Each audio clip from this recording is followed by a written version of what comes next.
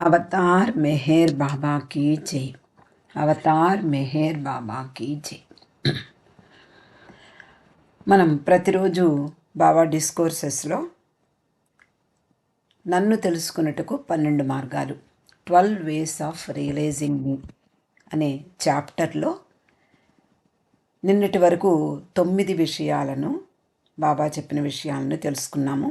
ఈరోజు 10వది విధేయత. మనకి బాబా మొదటి నుండి కూడా విధేయత గురించి చాలా స్పష్టంగా చెప్పారు. అలాగే ఎంఫసైజ్ చేసి చెప్పారు, అంటే నొక్కి చెప్పారు. ప్రేమ, విధేయత, సర్వార్పణ అనేది తప్పనిసరిగా ప్రేమికులలో ఉండే లక్షణాలు, ఉండాల్సిన లక్షణాలు అని. అయితే ఈ చాప్టర్లో విధేయత గురించి బాబా ఏమన్నారు అంటే, ఆ విధేయత అనేది ఎంత సహజంగా, ఎంత అప్రయత్నంగా, పరిపూర్ణంగా ఉండాలో చెప్తున్నారు.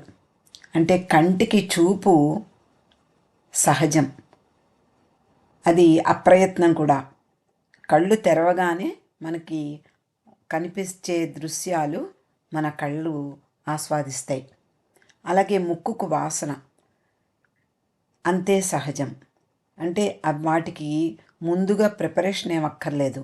అక్కడ ఏదైనా సువాసన గుబాళిస్తూ ఉంటే వెంటనే ముక్కు గ్రహిస్తుంది.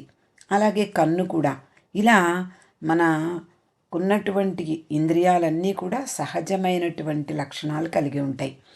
అటువంటి సహజ సిద్ధంగా ఉండాలి విధేయత అంటే అంటారు.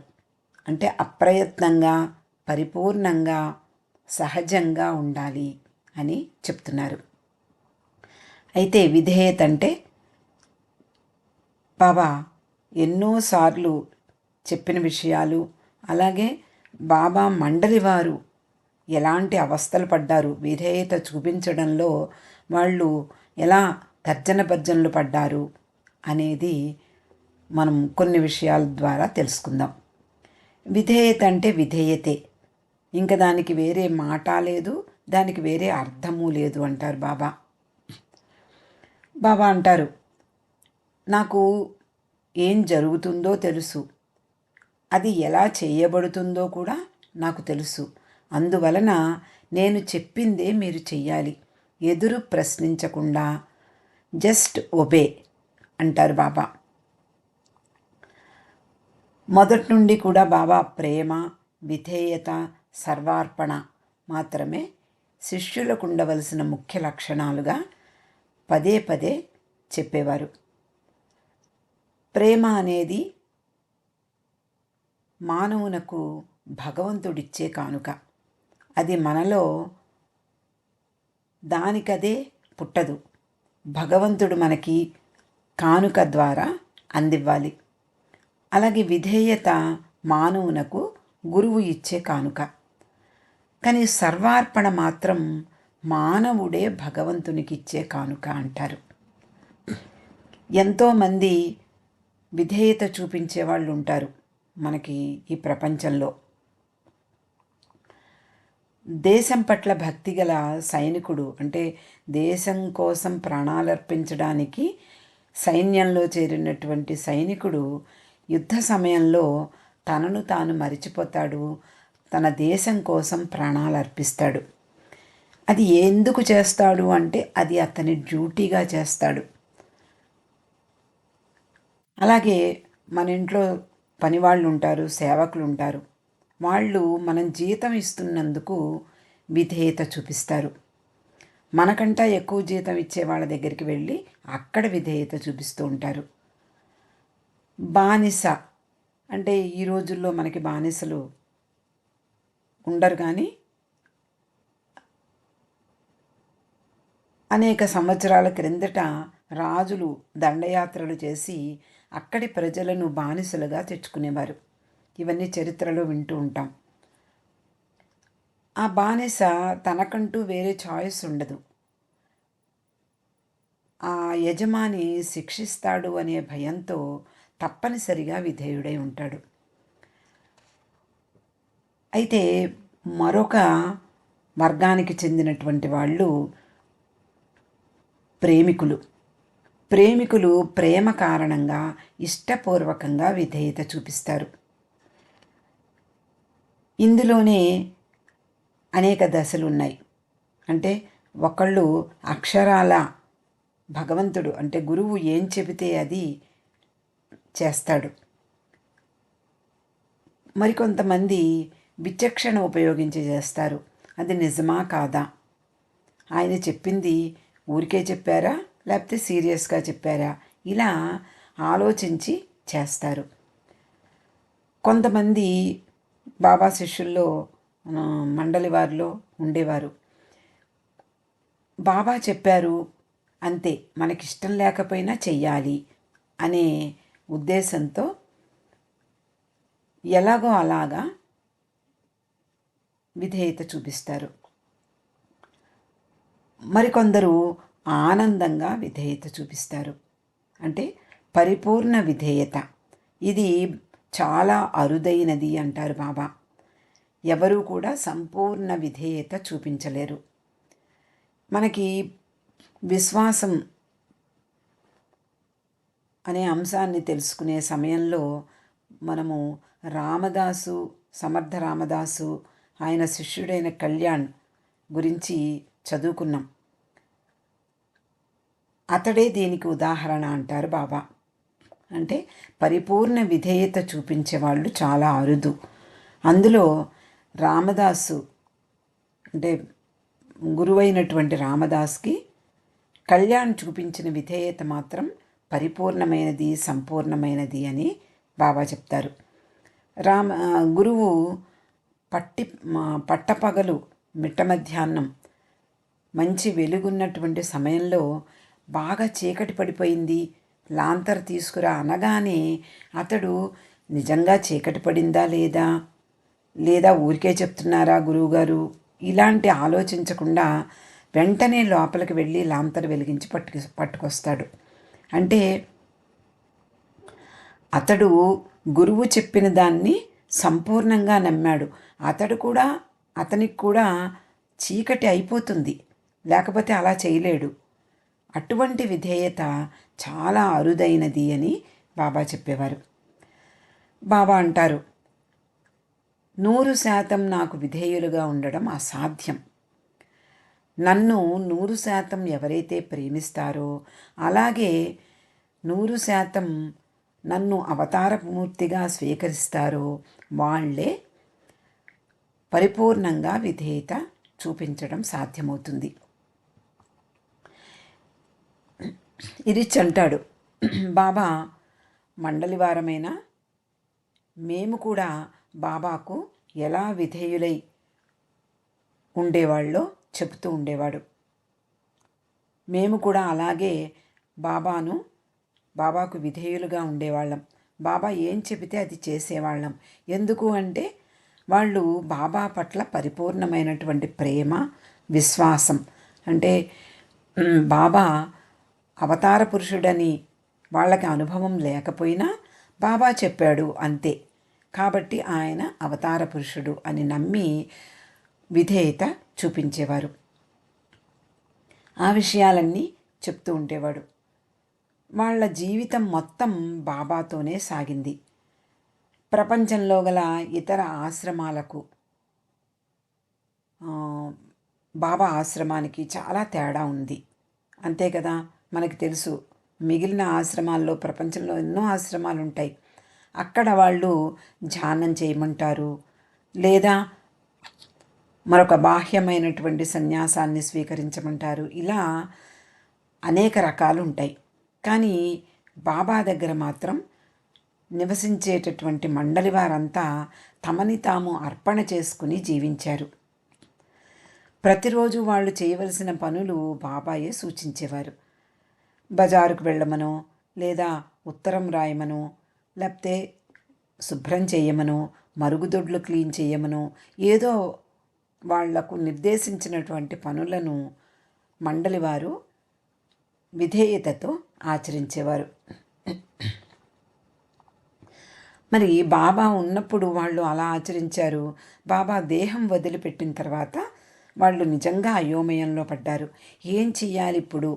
బాబా మనకేమీ నిర్దేశించి వెళ్ళిపోలేదు, ఏం చెయ్యాలి అని వాళ్ళు ఆలోచించి వాళ్ళ జీవితాల్ని వాళ్ళు ఒకసారి పరిశీలించుకున్నారు.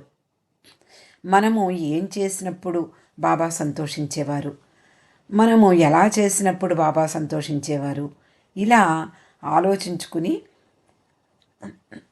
బాబాకు ఏది సంతోషం కలగజేస్తుందో అది ఆ పనులను నిత్యము చేస్తూ ఉండేవారు. అంటే బాబా చెప్తారు, మీ అంతరంగంలో ధ్వనించే స్వరం నాదే సుమా అని. దానినే వాళ్ళు ఫాలో అయ్యేవారు. వాళ్ళ అంతరంగంలో ప్రతిధ్వనించే స్వరం బాబాదే అని నమ్మి బాబాకు సేవలో వాళ్ళు తరించారు. బాబా అంటారు, whatever master says obey him without asking him why and wherefore of it. అంటే హఫీజ్ చెప్పిన సూక్తిని బాబా ఎప్పుడూ సూచించేవారు మండలి వారికి కానీ ప్రేమికులకు కానీ.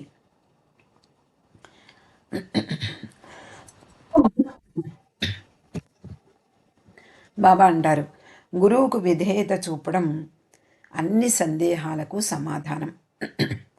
అదే నిన్ను ముందుకు నడిపిస్తుంది, మార్గం చూపిస్తుంది, సత్యాన్ని గ్రహించేలా చేస్తుంది అంటారు. మనకి లార్డ్ మెహర్ నిండా ఈ విధేయత గురించినటువంటి ఉదాహరణలు ఎన్నో ఉన్నాయి. ప్రతి పేజీలోనూ మనకి ఈ విధేయత గురించిన అంశం కనిపిస్తూ ఉంటుంది. అందులో కొన్ని విషయాలు తెలుసుకునే ప్రయత్నం చేద్దాం. ఒకరోజు బాబా మెహరాబాద్లో ఫ్యామిలీ క్వార్టర్స్కి వెళ్ళారు. అక్కడ కూర్చుని విష్ణుని పిలిచారు. విష్ణు వెంటనే పరిగెట్టుకుంటూ వచ్చాడు. బాబా ఎప్పుడు పిలిచినా మండలి వారు సిద్ధంగా ఉండాలి. వాళ్ళు ఎలాంటి అవస్థల్లో ఉన్నా, పరిస్థితుల్లో ఉన్నా, మరుగుదొడ్లో ఉన్నా కూడా పరిగెట్టుకొచ్చేవారు మండలివారు. అలా విష్ణువు కూడా వెంటనే పరిగెట్టుకొచ్చాడు. ఏంటి బాబా అంటే బాబా ఏదో కొన్ని విషయాలు మాట్లాడారు. ఆ తర్వాత రావు సాహెబ్ని పిలుచుకురా అని చెప్పారు. బాబా చెప్పిన వెంటనే అతన్ని పిలవడానికి విష్ణు బయలుదేరుతుంటే అది మిట్ట మధ్యాహ్నం, ఎండ బాగా ఉంది, కాళ్ళకి చెప్పులు లేవు విష్ణుకి. బాబా పిలిచి వెనక్కి, ఇదిగో నువ్వు ఎండలో నడుస్తున్నావు, నా చెప్పులు ధరించి వెళ్ళు అన్నారు. అంటే విష్ణు బాబా దగ్గరికి వచ్చి ఆ చెప్పుల్ని తీసుకుని తన నుదుటికి ఆనించి ఎంతో భక్తిభావంతో మళ్ళీ బాబా కాళ్ళ దగ్గర పెట్టేసి, బాబా నా ప్రభువు పాదరక్షలు నాకు శిరస్సు మీద ఉంచుకోవలసినవి, నేను వాటిని ధరించి ఎలా పెడతాను అంటూ వెనుతిరిగాడు. బాబా అక్కడ ఉండేటటువంటి ఇతరులను అంటే మండల సభ్యులను చూసి అంటారు, చూడండి ఈ విష్ణు ఎంతటి దురదృష్టవంతుడో. నేను స్వయంగా నా చెప్పులు ఇచ్చి వేసుకోమంటే అతడు వాటిని నుదుటికి ఆనించి భక్తితో అక్కడ పెట్టేసి వెళ్ళిపోయాడు. ఇది నన్ను ఎంత బాధిస్తుందో మీకు తెలియదు అంటారు. ఇది నా పట్ల ఆరాధన కాదు, ఇది నాకు పనిష్మెంట్, నాకు శిక్ష లాంటిది. నాకు అవిధేయత చూపడం ద్వారా అతడు నాకు శిక్ష విధించాడు అన్నారు.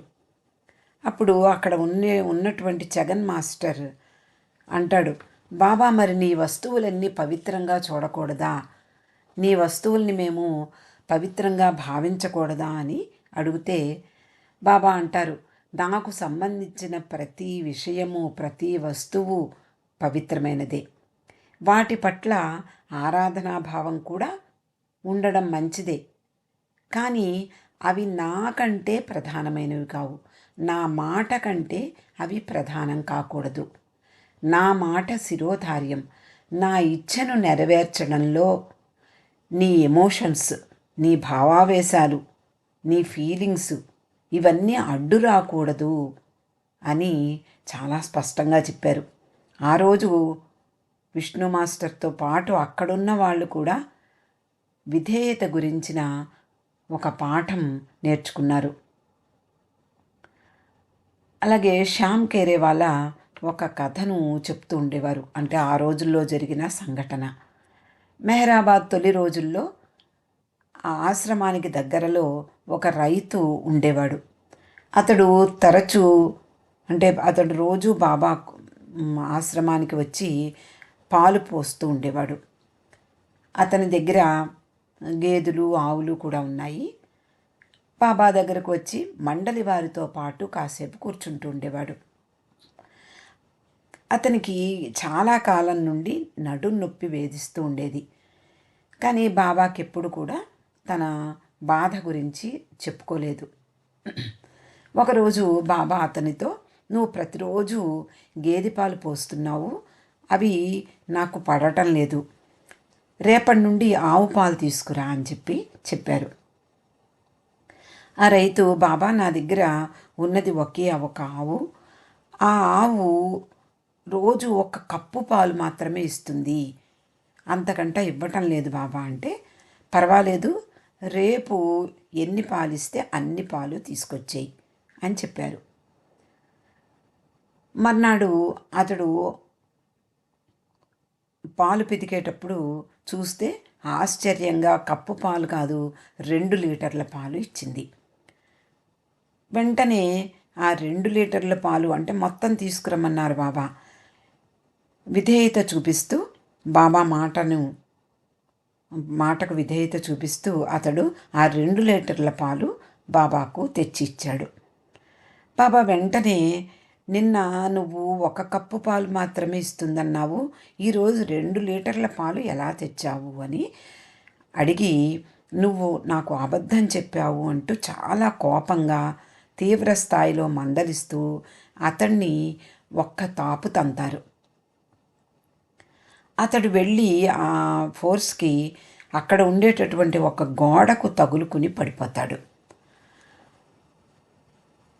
వెంటనే ఆశ్చర్యపోతూ అతడు లేచి తన బట్టలు కంటిన దుమ్ము దులుపుకుని లేచి నిలబడేసరికి అతనికి ఇది అర్థమైంది ఏమిటి అంటే, ఎంతో కాలంగా వేధిస్తున్న నడుము నొప్పి మాయమైపోయింది.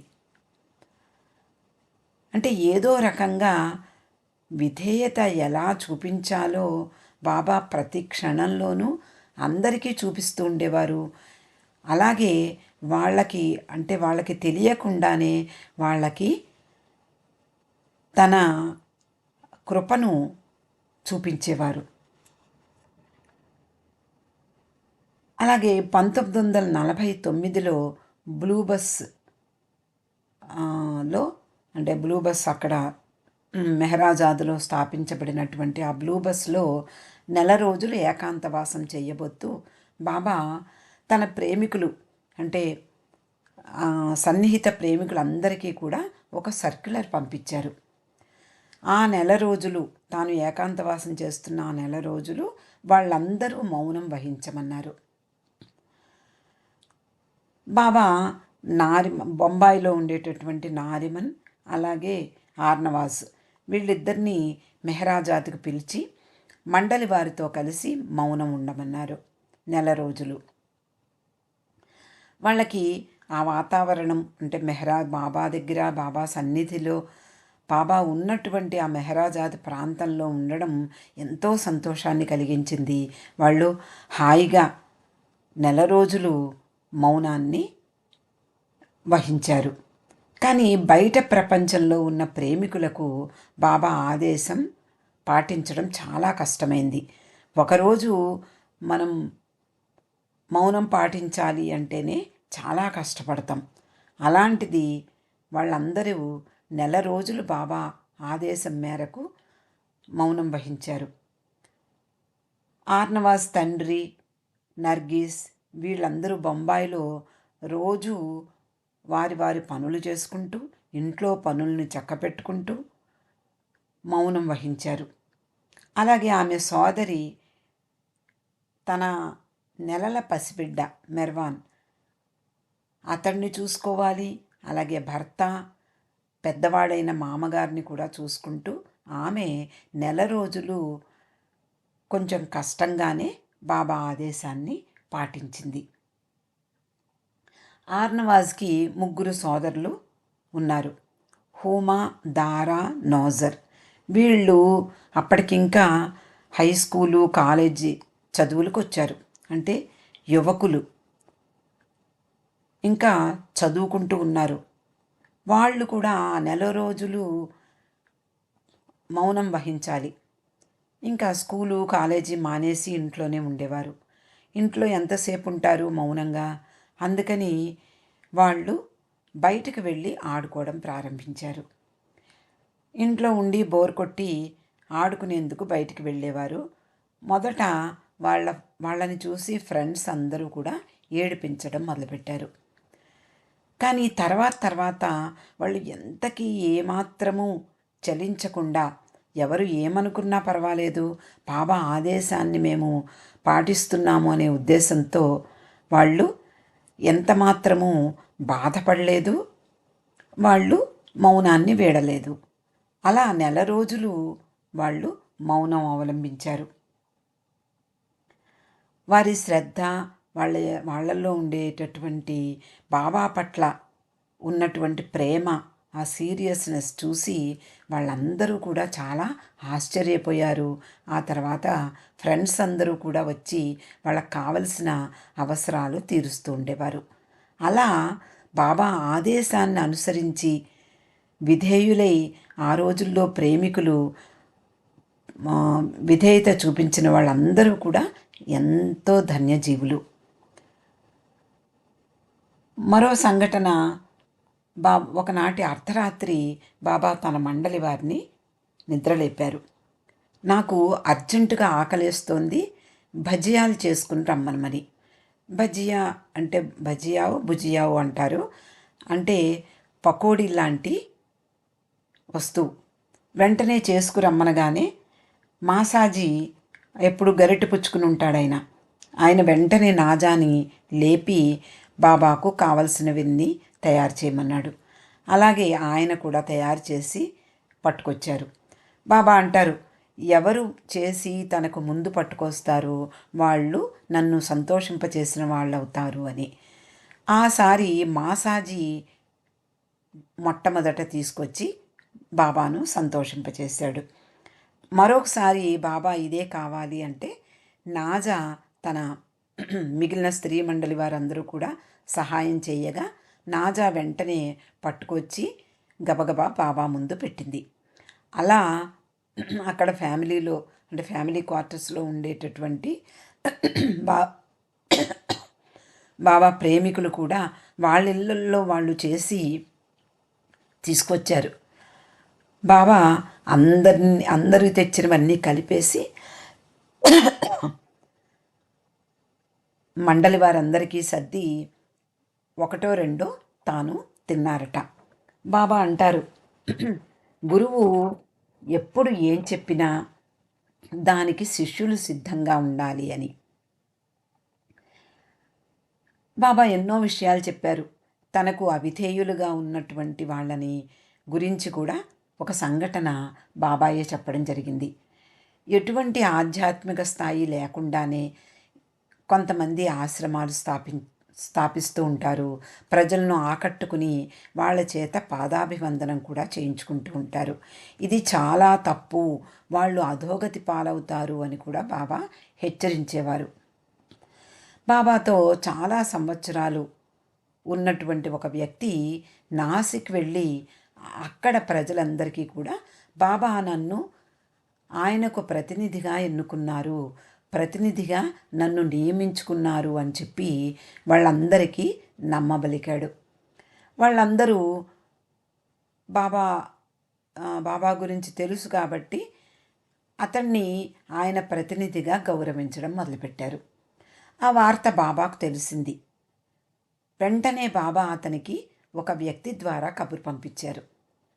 నువ్వు వెంటనే నీ కార్యక్రమాలన్నీ కూడా ఆపేసి నా దగ్గరకు వచ్చేయి, లేకపోతే నువ్వు చాలా కష్టాలు పడవలసి ఉంటుంది అని కూడా హెచ్చరిస్తూ అతన్ని పంపించారు.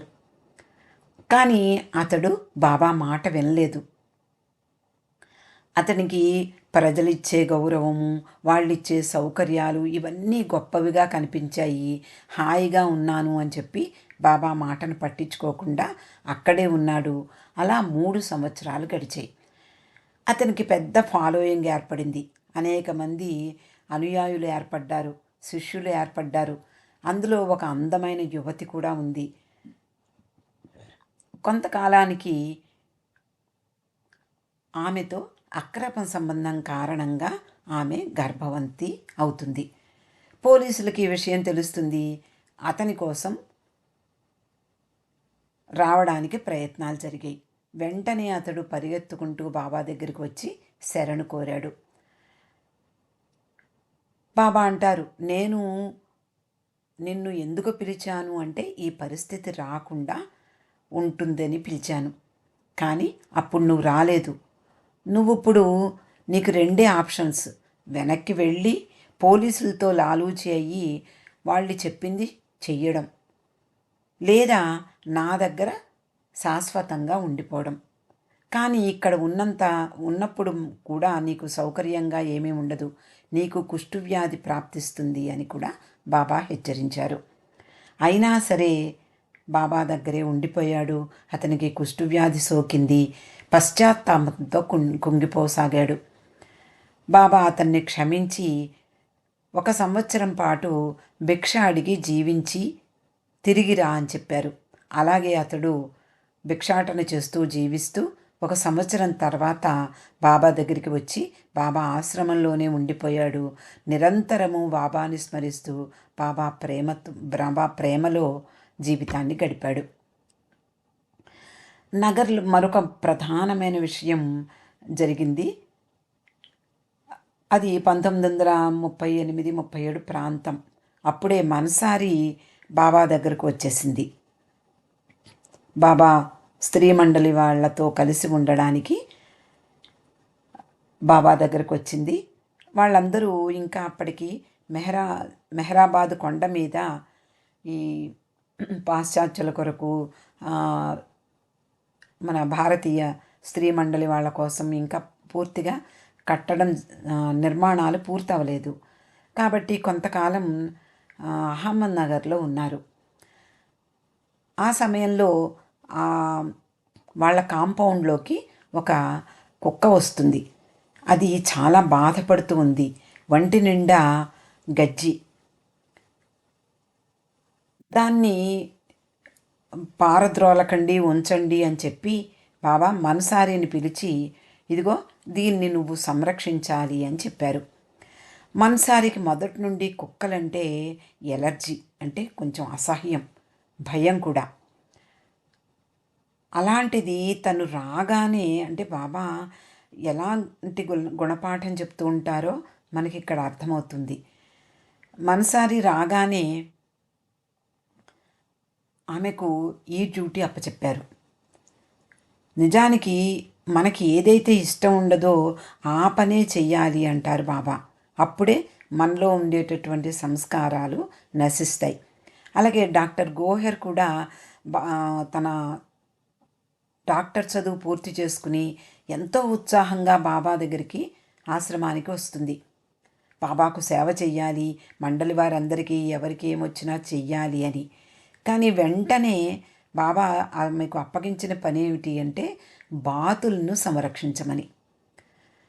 అక్కడ ఉండే బాతులకు ఫుడ్ పెట్టడము, ఆ ఫుడ్డు ఎంత జాగ్రత్తగా, అంటే వాటికి ప్రోటీన్ ఎంత ఇవ్వాలి, కార్బ్స్ ఎంత ఇవ్వాలి, ఇవన్నీ కూడా బాబా సూచించేవారు.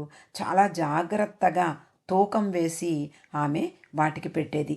వాటిని ఎలా సంరక్షించాలి వీటి గురించిన పుస్తకాలు చదువుకునేది. ఈ మెడికల్ పుస్తకాలు పక్కన పడేసి, అంటే వాళ్ళకి ఎలాంటి తర్ఫీదు ఇచ్చారో మనకి అర్థమవుతుంది. అలా మన్సారిని ఇలా వెంటనే రాగానే ఈ కుక్కను సంరక్షించమంటే అందులో సామాన్యమైనటువంటి ఒక సాధారణ కుక్క కాదు, దానికి గజ్జి పట్టి ఉంది. దాన్ని శుభ్రం చేయాలి అంటే ఆమె వల్ల కాలేదు. బాబా అంటుంది ఆమె, బాబా నేను ఇక్కడికి వచ్చింది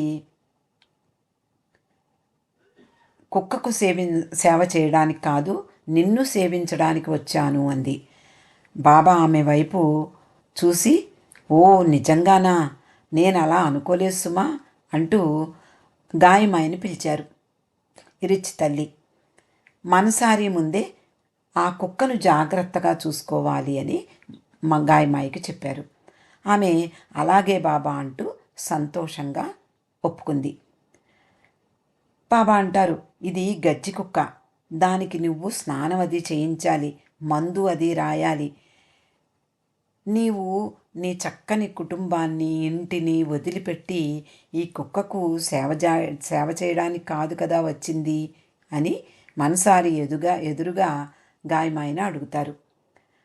అప్పుడు ఆమె అంటుంది, బాబా ఈ కుక్క ఇంతవరకు నాకు తెలియదు కానీ ఇప్పుడు నీకు సంబంధించినది కాబట్టి దీన్ని నేను రక్షించమంటే నేను అది నీ కుక్కగా నేను భావించి దాన్ని సంరక్షించడానికి సంతోషంగా నేను సంరక్షిస్తాను, దానికి స్నానం చేయిస్తాను, మందు పూస్తాను అంటూ సంతోషంగా స్వీకరించింది. అప్పుడు మన్సారీ వైపు తిరిగి, విన్నావా ఆమె చెప్పింది, నేర్చుకో అని చెప్పి వెళ్ళిపోయారు. అలాగా మనకి లార్డ్ మెహర్ చూస్తే విధేయత గురించి అనేక సంఘటనలు ప్రతి వ్యక్తిని ఏ విధంగా సానబట్టి మంచి వజ్రాలుగా తీర్చిదిద్దారో మండలి వారిని మనకు అర్థమవుతుంది. అయితే బాబా ప్రేమికులకు అంటే మన లాంటి వాళ్ళకి ఏం చెప్పారు, ఆయన ఇచ్చినటువంటి సందేశాన్ని తెలుగులో చదువుకుందాం. ప్రియతముని ఇచ్చా ప్రేమికుని అభీష్టమే ఉండాలి. అలాంటి విధేయత ప్రేమ కంటే గొప్పది. విధేయత నీ చేతిలో ఉంది. ప్రేమ నేనిచ్చే కానుక. నన్ను అవతార పురుషునిగా స్వీకరించినప్పుడు నాకు విధేయత చూపగలవు. మీలో బలహీనతల గురించి లోపాల గురించి పట్టించుకోకండి. మంచి చెడు ఆలోచనలు కూడా పట్టించుకోకండి. నేనేం చెప్పినా విశ్వాసంతో విధేయతతో ఆచరించండి. నేను నీ బిడ్డ తలనరకమని అడగను, నీ భార్యాబిడ్డలను బావిలోకి తోసేయమని అడగను. నేను నీ నుండి విధేయతని ఆశిస్తాను. నా పట్ల ప్రేమ ఉంటే నా నామం స్మరించండి, ఇతరులకు నిస్వార్థంగా సేవ చేయండి. అంటే బాబాను సాధ్యమైనంతగా గుర్తుంచుకోవడము, ఇతరులకు సాధ్యమైనంతగా నిస్వార్థంగా సేవ చేయడం. ఈ విధేయత నాకు ప్రేమ కంటే ఎక్కువ. నీ ఒక అదృష్టవంతుడైన బానిసగా ఉండాలి అనుకుంటే నీ ప్రియతముని ఆదేశాన్ని పాటించు.